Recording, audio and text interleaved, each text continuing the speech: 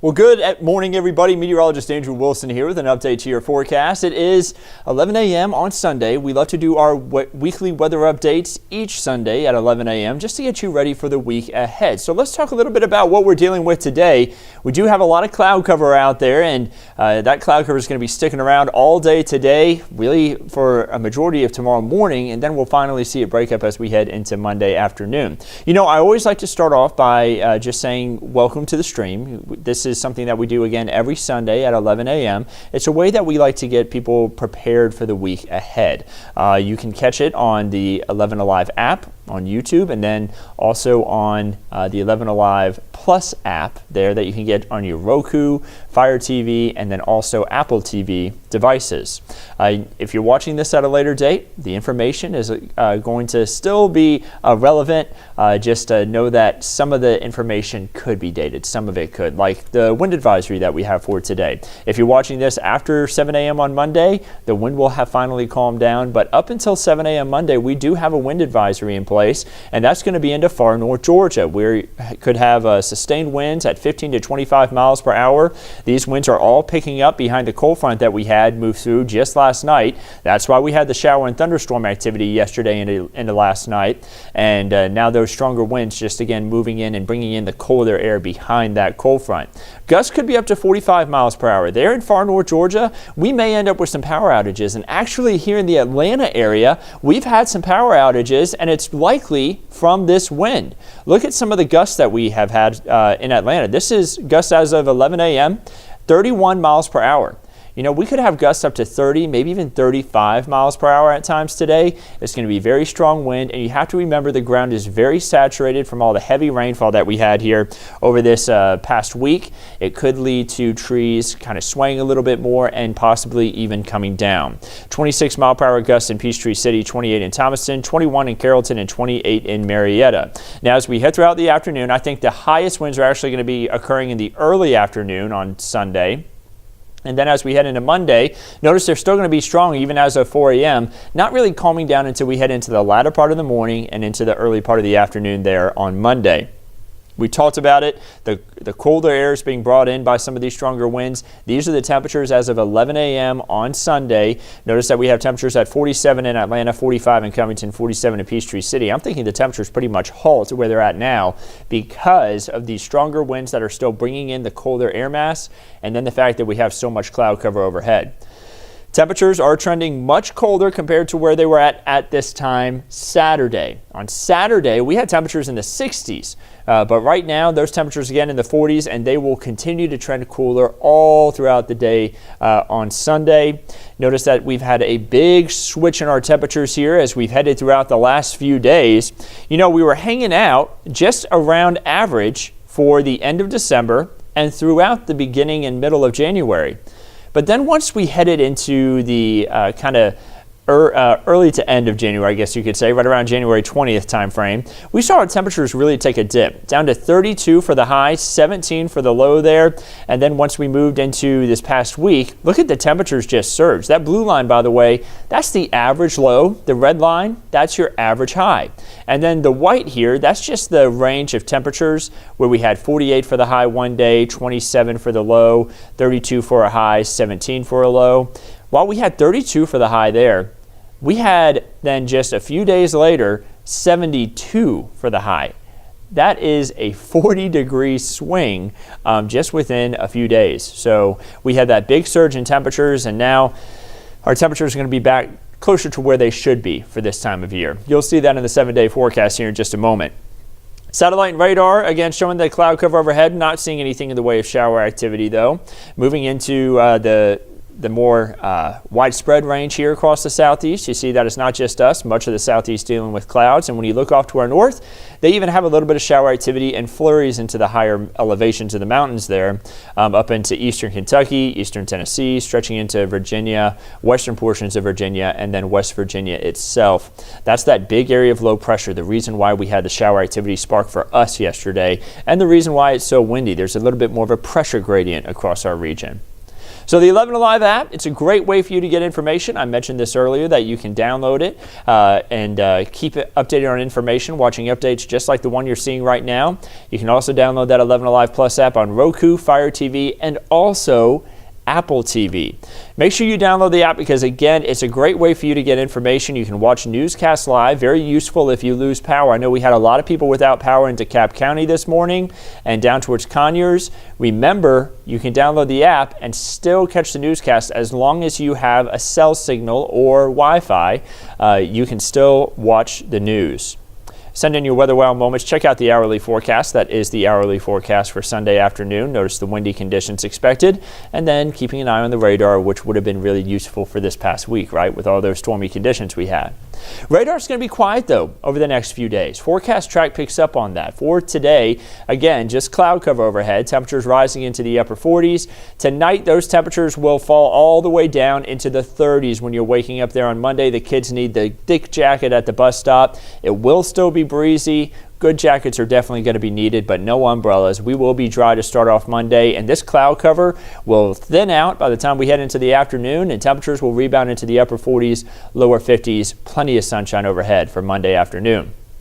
Moving then into Tuesday morning, temperatures are going to fall down to the lower 30s. I'm thinking we're going to be right at the freezing point when we start off our day on Tuesday. So you're going to want to make sure that you're bringing the pets in and making sure that you're taking care of people around you, because again, it's going to be really cold, not as cold as what we had last week, but it's going to be really cold, and you want to make sure that you're taking all the precautions with covering plants and everything, because that will be a freeze for Tuesday morning. Our morning lows, they take a dip there for Tuesday, but they'll rebound a little bit for Wednesday, Thursday, and Friday and continue that trend even into Saturday as we head into the end of next week. Afternoon highs, they're sitting in the 40s and 50s here as we head throughout the next few days. Notice the average high of 55. You know, our average high earlier this month was 54. But now we're on that upward trend, and we're going to continue that over the next few months. And our temperatures will follow suit, of course, as we start to warm up, getting closer towards spring. So we've moved through the average, on average, the coolest time of the year, and we're starting to move into a warmer time with those average highs going up. As far as the rain chances are concerned this week, I mentioned it earlier that we're not going to have a ton of rain. We're going to get a chance to dry out a bit. Just a slight chance for rain on Wednesday. We'll have another slight chance by the time we head into Friday night and into Saturday. So only 2 chances for rain over the next 7 days. Well, how much rain are we going to get from that? We'll get anywhere from 1/4 inch of rain or less across North Georgia. I think some spots are going to make it through this next week without a drop of rainfall. So it is going to be a much drier week, but we are not really hurting for rain like what we were before. Notice that we are well ahead of average for the month of January. We're ahead for the year too, of course that means. Nearly 6.5 inches of rainfall for this month. That's that number right here. Again, just under 6.5 inches. Our normal year to date would be just 4 inches of rain. So yeah, we're at a surplus of nearly 2.5 inches. The wettest day of the month, that was back on the 9th here. We had 2 3/4 of an inch of rainfall. That was a really wet day, some really heavy rain. And you see how many days here that we've had rain this month. That's going from the 1st all the way through the 27th. Significant rainfall that has really helped us to correct some of the drought. The past few weeks, we've just seen a bunch of improvement in the drought monitor. Remember, at the beginning of the month, we had extreme to exceptional drought even still in parts of North Georgia. Right now, we have moderate to severe drought, abnormally dry conditions as well. And as we head into this next week, it's going to take into account all the heavy rain that we had from Tuesday all the way through the end of the week and into just yesterday, where we had the rainfall there on Saturday. Once that's added in, I'm willing to bet that we are going to see the severe drought go away completely here in North Georgia. So no more severe drought up here in the far northwest Georgia. I think that this abnormally dry area is going to really trim back, and the moderate drought, it's a possibility we may see moderate drought go away completely. But we'll have that update, of course, on Thursday. The drought monitor, it updates every Thursday. We won't get an update until then. And once we have that in Thursday morning, you can watch it right here on 11 Alive with meteorologist Chesley McNeil. And we'll be able to show you, and hopefully be able to show you a map that doesn't have a lot of those different colors on it with those yellows and oranges, and showing that we aren't in drought anymore. Your 7-day forecast shows us that we stay fairly cool this next week. 48 there for the high today. 50 for the high on Monday. We start off at 32 for Tuesday, rising to 55, and then a slight chance for rain as we head throughout the day on Wednesday. Thursday will be drier. 59 for the high on Friday. Cloud cover is going to increase throughout the day on Friday. I think we'll start off the day with a little more sunshine, but more cloud cover by the end of the day. And then overnight Friday, we're going to start to see some rain chances ramp up. Some of those showers could linger on into Saturday with a slight chance for rain there with a high of 62 degrees. So we're back above average as we head into Friday and Saturday of this next week. What can we expect though as we head into day 8 through day 14? So beyond the 7-day forecast, we're taking a look at temperature trends now. It looks like we're going to be near normal. That would be temperatures in the mid-50s this time of year for highs. And then as far as the rainfall is concerned, maybe above average on the rain, which is a good amount of rainfall because January is typically one of our wetter months of the year, and February is also can be a wetter month. So above average rainfall, good to see. If we do have any more drought across the region, it'll at least help us continue to kind of push that away. Your Peach State outlook over the next 3 days, looking across the state of Georgia. Notice that there's not going to be a lot of rain chances, a lot of sunshine, especially for the early part of the week. And temperatures are going to be in the 60s down towards Savannah. Not a bad place to be whenever those temperatures warm up a little bit more. And then looking at your weekend getaways for next weekend, if you're trying to plan any big trips, it's looking like there could be some shower activity there as we head into Sunday and Monday. And some of these spots like Lake Lanier, Savannah, Charleston, Gatlinburg could even get a little bit of a wintry mix there with highs in the 40s, but the overnight chances could turn into a little bit of snow there, especially in the high elevations like up towards Mount LeConte. And then you see Destin could deal with, again, a little bit of shower activity Sunday, but not bad temperatures. They are warming up in some of those weekend getaway spots. Finally, your Georgia State Park forecast showing us that we are going to have dry conditions for our Monday. Yes, it starts off cloudy, but more sunshine in the afternoon. If you're planning on going any hikes tomorrow, make sure that you wear a thick jacket for the morning. You may need some gloves and also a hat to keep your head warm if you're especially going to hike somewhere like Immaquillola Falls, where temperature is going to be at 35 to start off Monday morning, but they'll warm into 46 for the afternoon. So don't forget that you can get this the weather updates whenever you're on the go with the 11 Alive app on 11alive.com or with the 11 Alive Plus app right there at your fingertips on Roku, Fire TV, and Apple TV. You can also catch us on air. You can watch 11 Alive, the NBC affiliate here in Atlanta. You can catch meteorologist Chesley McNeil every morning. Chief meteorologist Chris Holcomb is on every evening. In the afternoons, meteorologist Melissa Nordis giving you updates starting at 4 p.m. now. Remember, we have that 4 o'clock show now.